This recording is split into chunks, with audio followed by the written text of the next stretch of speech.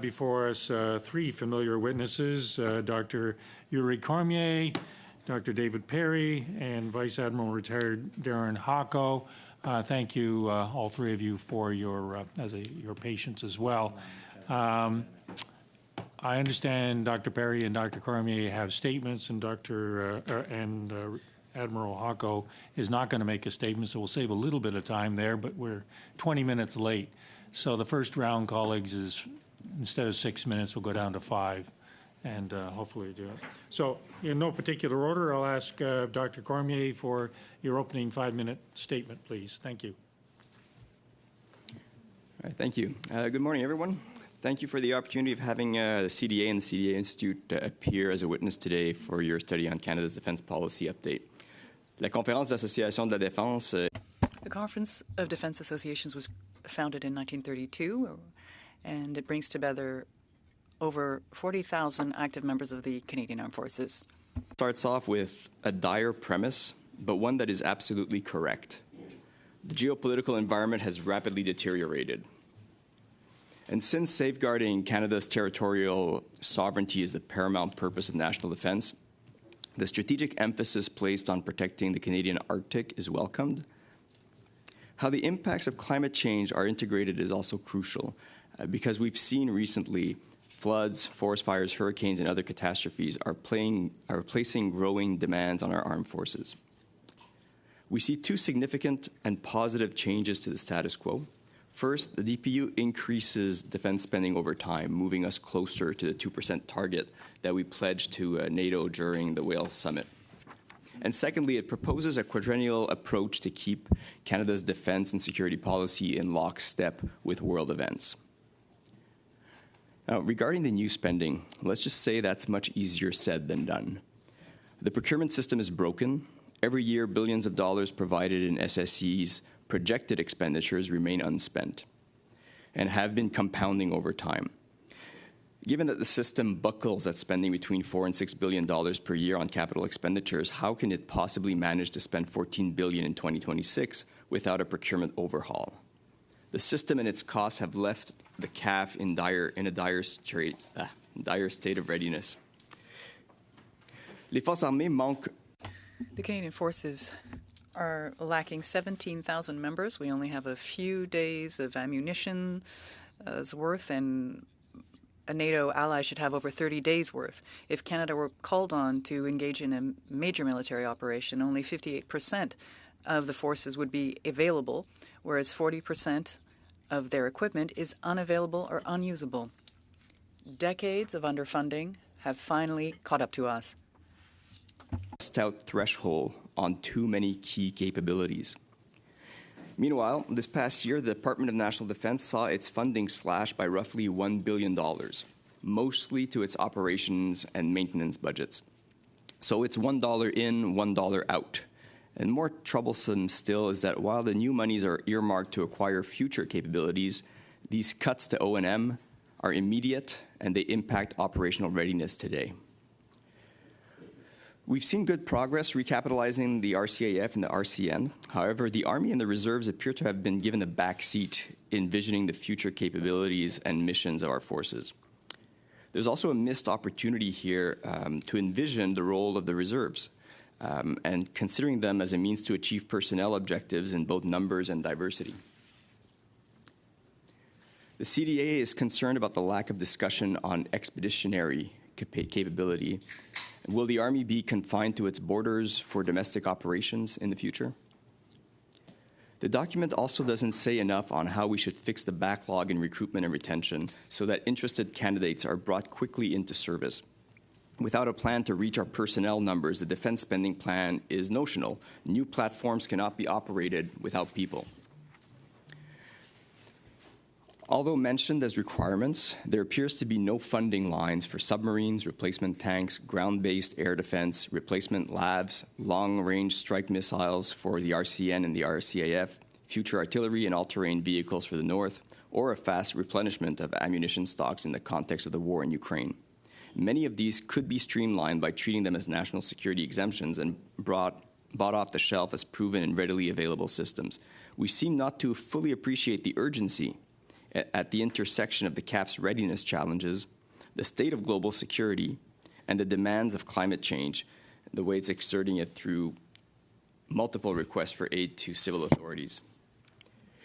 In world affairs, compared to where we stood a few decades ago, Canada has come to think itself a lot smaller than we actually are. We are the 9th largest economy on the planet, and yet we wrongly believe that we can't afford to be the 9th largest player. Many nations, smaller nations, have greater pull on the direction the world is taking, and often that's not for the better.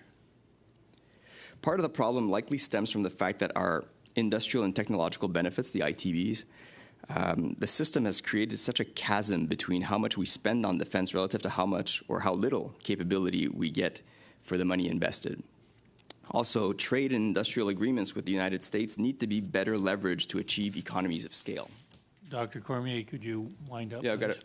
30 seconds or so? Yep, please, thank you. Finally, and very importantly, our governing party and its opposition parties must avoid the historical tendency to over-politicize national security and turn it into a partisan joust.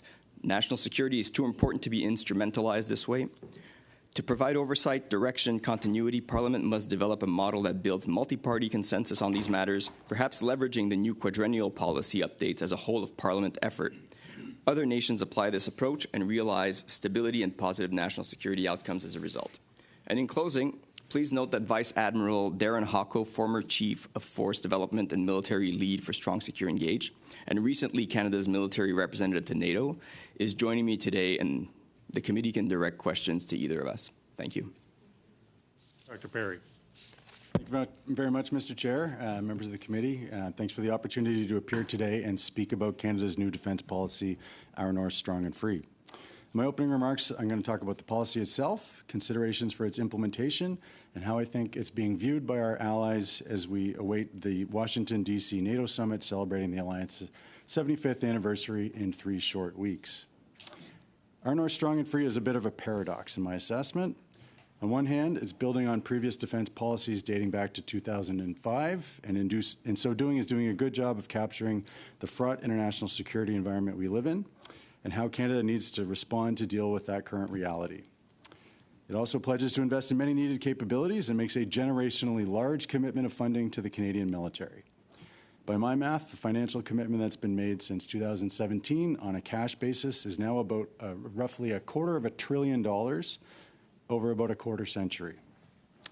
On the other hand, though, Our North Strong and Free falls well short of where we should be in terms of committing resources to defense because we're starting from a very low start point, and it also doesn't change the behavior that would be needed to actually make use of those resources effectively. It also highlights the widening disconnect between Canada's approach to defense and that of our allies, and demonstrates no intention on Canada's part of living up to the key commitment we made to our NATO allies regarding defense investment only a year ago. Given that the policy took 2 years to produce, it is a serious shortcoming that it only announces further review of defense procurement instead of revealing how we will actually change defense procurement. Similarly, the policy also offers little indication of how recruiting and enrolling new Canadian troops will be addressed, and instead outlines an absurdly long 8-year window to return the Canadian Armed Forces back to its current authorized strength. And that strength, I would note, will be insufficient to operate some of that new equipment that funding has been committed for, including airborne early warning and control aircraft, amongst other initiatives. The policy also bizarrely notes the need for new capabilities, some of which my colleague here just itemized, and it pledges to explore their acquisition, but it provides no money to actually buy them. As a result, if everything in Our North Strong and Free unfolded exactly as it was intended to the day it was published, Canada's defense spending would have reached just 1.76% of gross domestic product by 2029. And as everyone here knows, Canada has committed to spend at least 2% of GDP on defense, but this policy clearly conveys that we have no intention of doing so. With respect to implementation of the policy, in my observation, Our North Strong and Free appears to have been written with much less focus on implementing the policy than the previous defense policy Strong, Secure, Engage did. That initiative in 2017 came with many implementation-enhancing transparency measures that I see absolutely no sign of today. And I would offer that the implementation of Strong, Secure, Engage has been highly uneven. Despite successes like the many Royal Canadian Air Force projects, which have moved along quite well in recent years, I would remind the committee that the very first initiative in Strong, Secure, Engaged was to, quote, reduce significantly the time to enroll in the Canadian Armed Forces by reforming all aspects of military recruiting. Had that initiative been meaningfully implemented, I do not believe the committee would have recently been told that despite receiving over 70,000 applications to the Canadian military, just 4,000 members were actually enrolled. Fixing this unacceptable situation, and many fewer than the 8 years allotted, must be the top priority for defense, and until it is addressed swiftly, the implementation of the rest of Our North Strong and Free will suffer. Now, finally, let me comment on how Our North Strong and Free is likely being viewed by our allies in the context of the forthcoming NATO summit in Washington. I acknowledge that Canada has and is making important operational contributions to NATO, including in our north, across the Atlantic Ocean, and in Latvia. But this alone is very clearly insufficient now, and we are increasingly out of line with our allies and our own commitments. Canada heads into the Washington summit as the only ally not meeting either of the two NATO investment pledges, since we spend neither 2% of GDP on defense, nor do 20% of our defense expenditures go towards equipment purchases and related research and development. Our North Strong and Free indicates that we will meet the equipment target next year, but I'd offer that Strong, Secure, Engaged indicated we were going to hit that investment target too, and we haven't. Further, as I mentioned, reaching 1.76% of GDP would require both every dollar earmarked in Our North Strong and Free to be spent as intended and the economic projections the policy was based on to hold. As I mentioned above, I see serious shortcomings in the policy's implementation, so actually spending to that level I think is problematic. Further, just since Our North Strong and Free was published, the OECD economic projections used in that calculation have already been revised upwards for the next 2 years, which means that the share of our GDP spent on defense will drop. And I'll note that the calculations underpinning the policy assume that by 2029, the Canadian economy is hundreds of billions of dollars smaller than the federal budget just published predicts it will be, which will again result in a smaller share of GDP going towards defense. As a result, as of today, we are already falling short of the spending as a share of GDP outlined in the policy. Dr. Perry, we will can fall you short wind up, please? of 1.76% of GDP by 2029, unless more money is committed to defense and the conditions are created to actually spend that money. So not only are we heading into the Washington summit with no intention of or plan to spend 2% of GDP on defense, as we told our allies we would, we are also falling short already of the spending mark we said we would reach just 2 months ago. Thank you.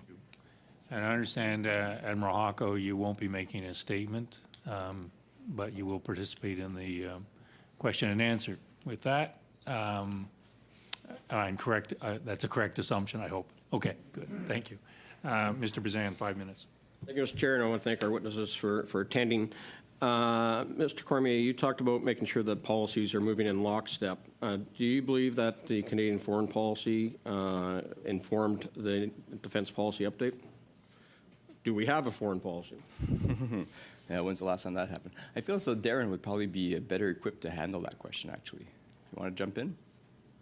Yeah, sure. What I would just offer is that when we did the exercise in 2017, there was that cyclical engagement and then a quality assurance against existing policy and intentions towards the latter portion of the policy development period and after it had been presented to Cabinet in broad terms and before it was actually published. So we had that kind of coherence. I expect it is similar in this particular exercise in that we don't have a coherently formed and published foreign policy. It would have been that kind of internal consultation throughout and then a validation exercise towards the back end. Thank you. And I think that would explain why we have a situation happening right now where Minister Joly was on CBC this weekend or end of last week when she was asked about a Canadian naval vessel sitting in Cuba alongside Russian Navy ships. She says, it's news to me. We shouldn't have to look into it.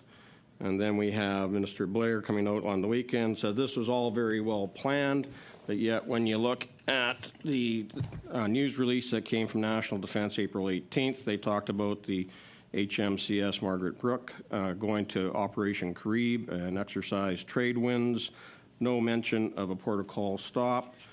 And then you have the ship sail in and an announcement made on June the 12th that will conduct a port visit to Havana from June 14th to 17th in recognition of our long-standing bilateral relationship between Canada and Cuba.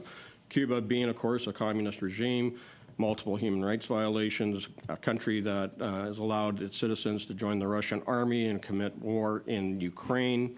Their own military is doing training in Belarus, of course, a strong ally of Russia. So I question the logic in having Canadian warships giving credence to a communist regime like Cuba. And so, Mr. Chair, I'd move the following motion. Given that the HMCS Margaret Brooke docked in Havana, Cuba, at the same time as several Russian warships, and that the Minister of Foreign Affairs appeared to know nothing about this deployment, telling CBC News, listen, this is something that I need to look at much, much closer. This is information that is news to me. And quote, that the committee called the Minister of National Defense and the Minister of Foreign Affairs to appear separately for no less than 1 hour each within 7 days of this motion being adopted. I take that as an intention to move a motion. You have not given 48 hours, so it's not debatable now. It is relevant to the testimony. I do not think it is relevant to the testimony. We're here to talk about policy. We're maybe talking Foreign about strategy. policy. We're not talking about tactics. This, as I interpret that motion, as a tactical motion and what the military does. So the ruling of the chair is that the 48 hours is required in order to be able to debate this motion. I challenge the chair's ruling. Challenge the chair. Those in favor of the chair's, how do I call this? And you probably want to record the vote? Yeah, Yes. the question is, shall the ruling of the chair be sustained? That means, tell them what Shall the it, statement yeah, is. sorry, that means, shall the ruling of the chair be continued, Upheld. basically, be Upheld. upheld? Yeah. Recorded vote. Mr. Long, Yes. Mr. Fillmore, Yes. Ms. Lambropoulos, Yes. Mr. Collins, Yes. Ms. Lalonde. Yes. Mr. Bazan, No. Mr. Kelly, No. Ms. Gallant, No. Mr. Allison, No. Madame Normandin, Oui. and Ms. Matheson. Yes. So it's 7 yeas, 4 nays. Okay, pardon? You've, The motion. yeah, you clock stops. you went 3 minutes and 2 seconds, so you've got 2 minutes left. 2 minutes left. Okay, so going back to questions to witnesses, although I have to say that I'm completely disgusted by the decision by Mr. Blair to allow our ships to be sitting in dock alongside Russian warships. Let's talk about, Mr. Perry, you are critical of the lack of funding or long-term plans on some major procurements like submarines and air defense systems. Can you drill down on this, on how this is going to impact not only how badly we're going to be perceived at the Washington NATO summit, but our ability to meet the threats that are currently challenging Canada? So in terms of how we'll be perceived, I mean, I think it's no simpler than 1.76%, even if we hit it, isn't the 2% we committed to. And I think there's serious implications of us not living up to what we said we would do. In terms of what that money would actually be spent on and what would come with it, I think despite it being a generational investment, despite the low start state, Our North Strong and Free is only keep some of the lights on funding. It will not keep the lights on a submarine capability, as an example, and many other platforms. So it doesn't even continue the same type of Canadian military we have today. And it doesn't actually invest in other much-needed capabilities like an integrated system for air and missile defense and many other capabilities, including those that would enable digital transformation. So, Mr. Cormier, you talked about the recruitment crisis and not using reserves to augment the forces and help with getting some of those numbers up. What's the recommendations from CDAI on fixing the recruitment situation that we have? Very briefly, please. Yeah, is there a specific thing? And Yuri, what I would just offer, sorry, is we need to treat this as a systems issue. You can create a digital platform to bring people in. You can address aspects of getting faster medical screening done or security clearance screening done. But unless the services themselves also adapt their ability to take a large inflow through the various MOC occupation training structures, which is always a challenge, then you will have just a bottleneck at a different place. So it needs to be a step back, look at it from a systems point of view, not simply transactional. Thank you, Admiral Hong. I apologize insincerely for cutting people off, but I've got 25 minutes left, and I've got a couple of rounds of questions I want to get in. So I know Mr. Collins will be very religious about his time allocation. Okay, well, she will as well. Thank you. Thanks, Chair, and thank you to our witnesses for being here to answer some questions today. You both spoke a little bit about this. I think, Mr. Perry, you made a specific mention to how our allies might see this defense policy update, and I'm wondering if you can, speak a little bit more to that. What parts of it are appreciated, which ones are less, and what is the expectation of our allies at this point? I think basically they would appreciate all of the things that we've pointed out as an assessment of the world, what should be done about it, and what we've enumerated in terms of the things that we need to acquire to be able to better position to operate in that world. Where they, I think, have expressed a lot of concern and skepticism is that we've identified a whole bunch of things that we need and provided no funding for them, and we don't actually hit and have no plan to hit our committed NATO investment pledge target of 2% of GDP spending. And Mr. Cormier, you spoke and you said something specific. You were like, we're the 9th largest economy on the planet, but we're not the 9th biggest player in terms of defense spending and in terms of what we contribute in that way. And I'm wondering what factors you think should be taken into account when looking at those numbers and when looking at our ranking. And I guess I'm wondering, the fact that Canada is the 2nd largest country in the world, I'm imagining that plays some kind of a role, but if not, you can correct me. And what is it that makes it more difficult for us to believe that we should play a more important role in defense spending? All right. So there's a lot of layers here, but I am going to start off just by saying, with regard to our allies, like at the CDA, we have the opportunity to meet with our military attachés and ambassadors around town, and there is on a day-to-day basis, the sense that there's a level of dissatisfaction that's been hanging in the airs here in Ottawa for a while now. So there's no escaping it. And with regard to where Canada sees itself, I think there's a bit of a disconnect between the reputation that we have, the founders of peacekeeping, the fact that you go back 30 or more than that, maybe 50 years ago, 60% of all peacekeepers on the planet were Canadians. We used to field over tens of thousands of people there. And now if you look at the numbers, it's 30 individuals out of 120,000 peacekeepers on the planet. So there's this disconnect where Canadians think that we're that country that's out there doing good in the world, and we're mostly staying at home here, with the exception of kind of a battle group there in Latvia. But so there's more to be done here. And then with regard to whether it's the submarines or just the fact that we have the largest very large landmass and the largest coastline, where's the equipment to actually create that surveillance and that capacity? So I think there's a lot of questions that are not being asked here. Do you think that it might be more difficult to prioritize because of these factors that maybe other countries don't necessarily have to take into account?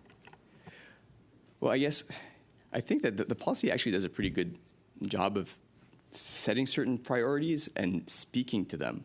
But then when it's actually looking at all right, when's the money coming in, and then you see that it's punted to 10, 15 years away from now, you kind of wonder, what's the sense of urgency? And I think that's what the policy really misses. It's the sense of urgency and the need to play catch-up on 30 years of underfunding the military. So I don't think we have to look at one side or the other of the room here.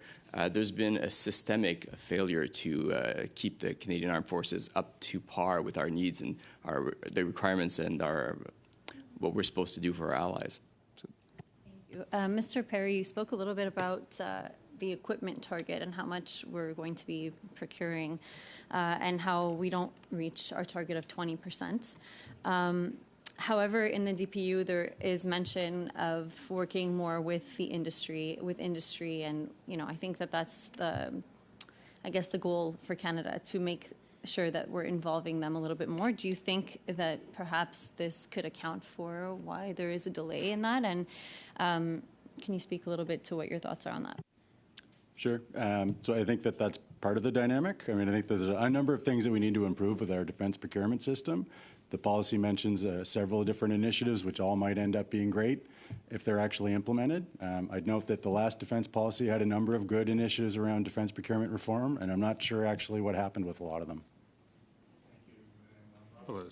Madame Matheson, 5 minutes, please. Madame Normandin? Normandin, sorry, Normandin. Yes. Merci beaucoup, Monsieur le Président. Merci.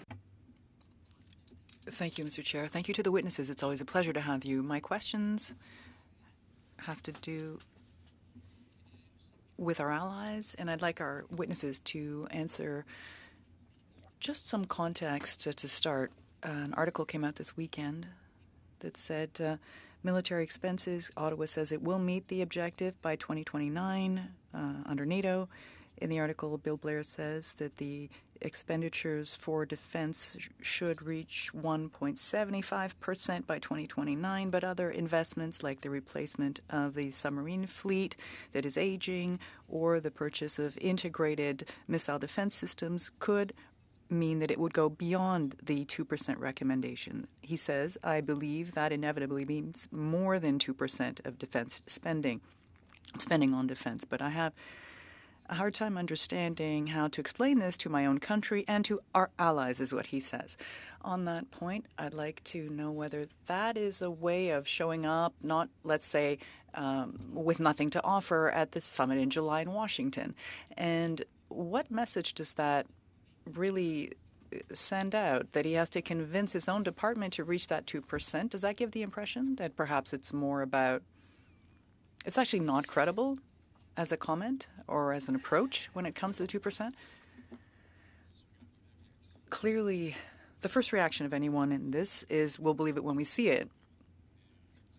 But indeed, if the submarines had been announced by the next few days, we might actually have figures to reach that percentage. These are huge expenditures. But that said, really there's been no clarification as to whether we're going ahead or not. And if we do, whether it's conventional, if it's nuclear, there's a lot of uncertainty about all of this. I'm not sure if Mr. Hocko had anything to add. The major expenses that you cited and that the minister referred to, even if they were brought in, that the timing that they would be brought in at and that the ultimate dollar value would probably still, based on projections that Mr. Perry spoke to, we would still not necessarily see that be 2%. I mean, the dollar value that we're talking about to achieve 2% is quite significant. So I think that would make a big difference, Madame. Mais je pense Madam, but I think there still is a fair bit of work to do to get to that 2%, aside from those two projects. Thank you very much. When the minister mentions that he has to convince not only his own government but also our allies, does that send out a message that we're actually trying to change the way in which we calculate this 2%? We want to count on other acts Canada's taking to show that we're a good ally because we know we won't get to that 2%? What kind of message does that send out? Better message that we could convey about our anticipated spending, we would have presented it. And if there was a better indication of spending beyond 2029, we would also have presented that. I don't think we can actually meaningfully include anything else at present unless NATO redefines what we can include. And I don't actually think we spend a lot on a lot of the other things that people commonly cite when they suggest that we might be able to bump our numbers up. And then beyond that, I think there's also worth the committee spending some time looking at what happens in Canada from 2030 and beyond in terms of defense spending, because my understanding is essentially we've moved forward a big peak in spending that was articulated in Strong, Secure, Engaged. We're going to hit that in 2029, 2030, and then our spending is going to start dropping. I think at this point it might actually drop off a cliff. Merci. Sur cet aspect-là, j'avais posé. Thank you. I had asked the minister how we could expect that expenditures would be maintained in the future, even if there was a change in government, and he basically had no answer. There's nothing more significant other than what a government can change itself. Is this a concern? We have no guarantee past the next government as to any of this being maintained. Actually, there are some good examples. If you look at Denmark, Norway, Australia, there are extended national defense committees where party leaders take part in these committees along with the members of the committee. This means a broader consensus. How can I put it? Everyone contributes to the creation of a defense policy, which means some level of certainty as to whether that moves on into the next government. And I think Canada should look into this and to find a way to institutionalize that. This is what works in our allies, and it could work here. In 5 minutes. Thank you for your patience. Thank you, Mr. Chair. We go back and forth, and there's obviously a belief here today that that 2% is a big deal, and yet we've consistently heard that 2% is an arbitrary number. Each country defines how they spend 2% differently. Even recently, Professor Luprecht was here, and he said that Canada isn't doing itself justice in the way that it defines how it's spending contributions. What would you have to say to that? I think that's actually accurate, because I understand that there's an agreed upon NATO framework. You don't just get to choose your own adventure in terms of what you submit and what you don't submit. You submit expenditures that are part of an eligible pool. NATO reviews all that, and if you try and put forward spending on elements that aren't considered part of the formula, then they aren't accepted. So there's a methodology around that. We don't get to basically pick and choose what we do. So I wouldn't really agree with that characterization.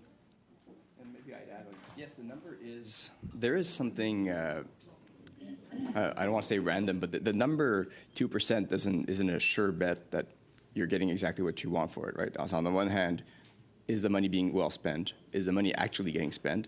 But the most important part is not the absolute number 2%. It is kind of randomly stated, but it's a relative amount. If you're doing so poorly compared to your peers and you start wondering, well, what's with burden sharing, and why does burden sharing not seem to matter to Canada as much as it does to our allies? But So just building, to make it tangible, if I could, just to make it tangible, you have a 30% rule for your mortgage. It's not. It's a rule of thumb that seems sensible, that's applied, that's used as a calculus for how to consider a person's situation and how viable it is. And there's a similarity to this rule of thumb approach that everyone has agreed, and that's very important that everyone has agreed. in terms of that flexibility or burden sharing, I certainly am concerned, and Mr. Cormier, you spoke about peacekeepers within the DPU. It's not mentioned once. There is that Canadian understanding that we are the founders of what peacekeeping is in the world, and Canada had thousands of peacekeepers contributing in the 90s. Now we're not even meeting the targets that we have set, which are very, very low. We've made promises in the world, and we are not keeping them. What, from your organization's perspective, do you think that the federal government needs to be transparent with its own people on that backtracking? Is this just a different way that we're going, or is there a change that's needed in terms of that vision that Canadians have for peacekeeping in the world? It depends where you put your energies, right? If you put peacekeepers in a position where maybe you don't necessarily want them to be at in combat or some of the most dangerous areas, and that's fair. If Canada wants to be honest with people about what role it wants its peacekeepers to take on, sure, but maybe there are places in terms of training and capacity building with those nations that are providing a lot of peacekeepers that we could be doing a lot more. So there is a missed opportunity to envision it, but there's also, like you say, maybe a bit of a lack of transparency in how Canadians still think of ourselves in a certain way that's not reality. I would just offer that we're simply not spending enough to keep doing everything that we'd previously committed to. One thing I would commend in the new policy that at least articulated some choices. I think, unfortunately, a lack of any kind of meaningful commitment on peacekeeping is one of those choices, and we're simply not resourcing enough to do that, absent making a decision not to do something else. Can you speak to the fact that there's been dates set, or at least timelines or expectations set on that national security review? If that's important, how it's important, when we need to start in terms of getting to it? To be fair, it's actually really difficult to do. I mean, the Americans pull it off every 4 years, and that's, I guess, the model that we're kind of trying to establish here. But with minority governments, which has become the norm in Canada rather than the exception, it is a bit more of a challenge. So again, multi-party consensus and working together is going to be really important in order to keep that 4-year purpose.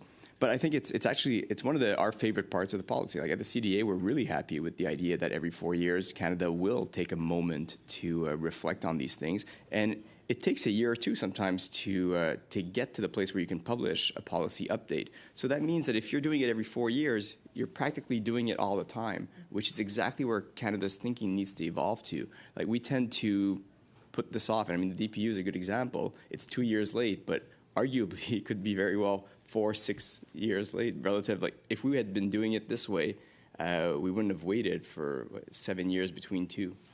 Thank you, Ms. Madison. Colleagues, we've got 25 minutes worth of questions to squeeze into 8.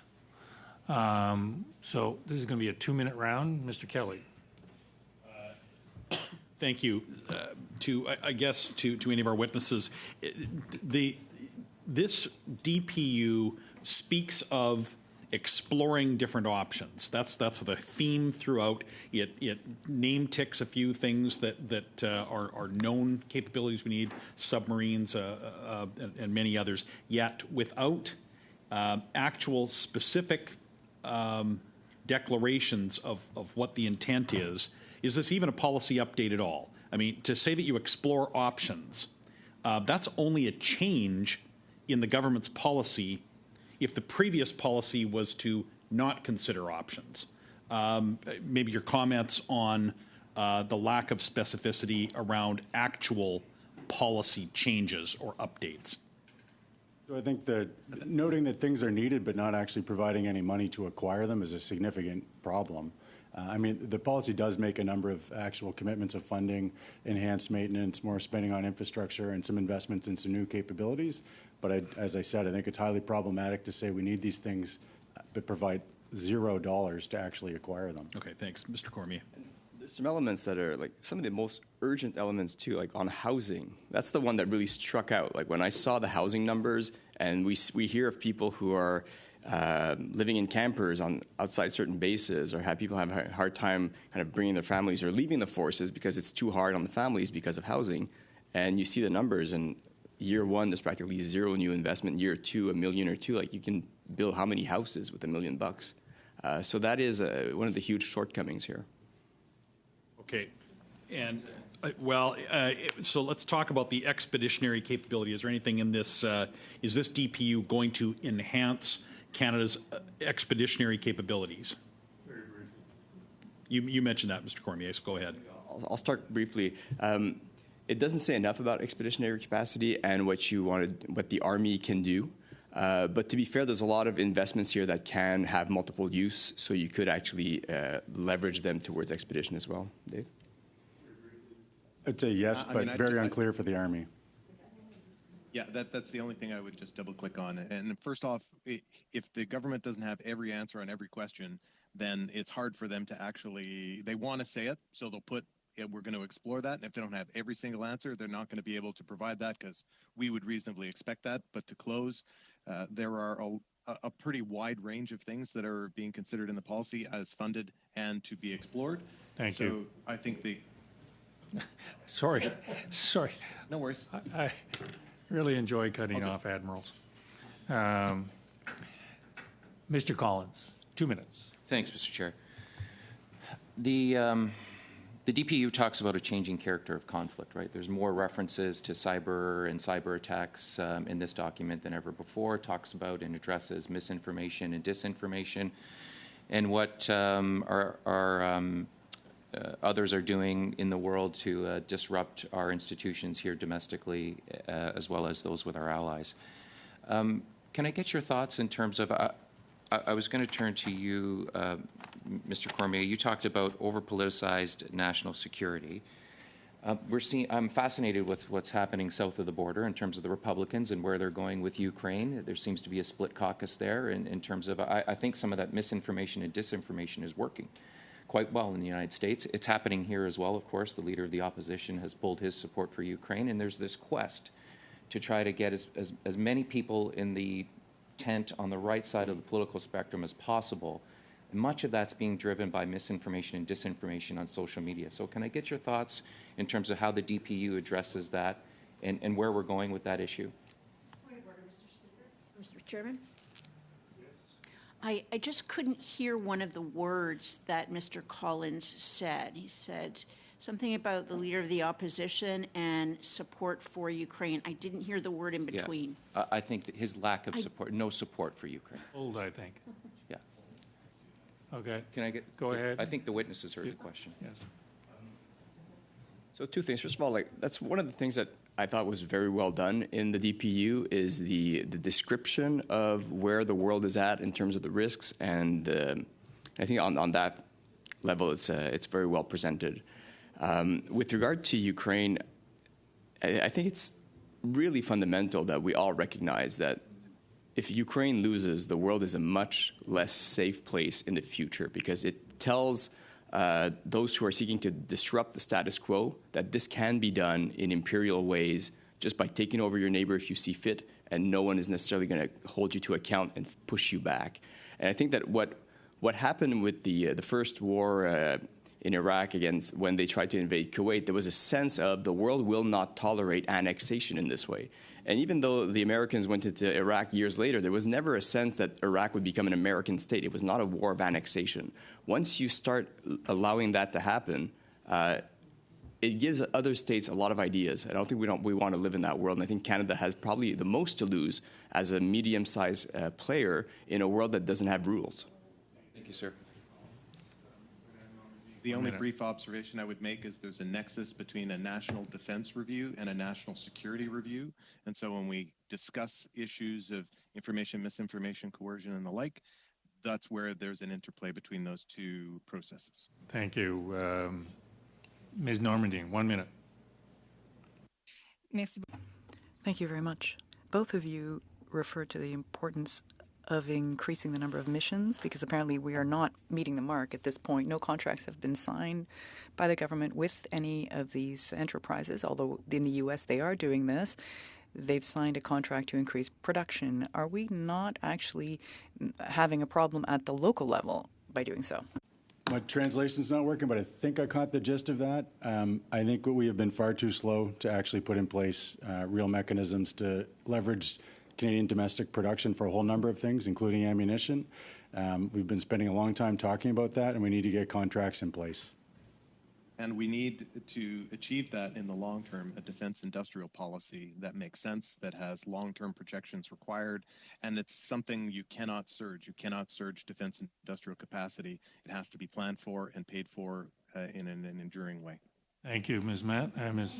Normandy, and Ms. Mattson, 1 minute. You talked about this multi-party, nonpartisan sort of commitment moving forward, and yet you're also stressing the 2%. Is it concerning to both of you that none of the party leaders in any of in this group or future have ever committed to 2%? Yes. And is it?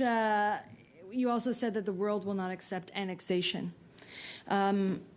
And yet that we see that that's not true currently in the Middle East. Can you explain your commentary in relation to that?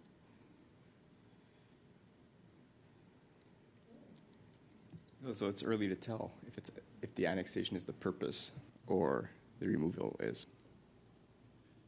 Is the defense of natural resources the purpose? I wouldn't be able to say. Okay, that's fine. It's all right? Okay. Ms. Gallant, 2 minutes. Yeah. Thank you. With respect to the Strong and Free, the DPU, even if we purchased all the equipment, as you say today, we are still short of the people to man them. As we heard, 70,000 people, yet only 4,000 were accepted and made it through.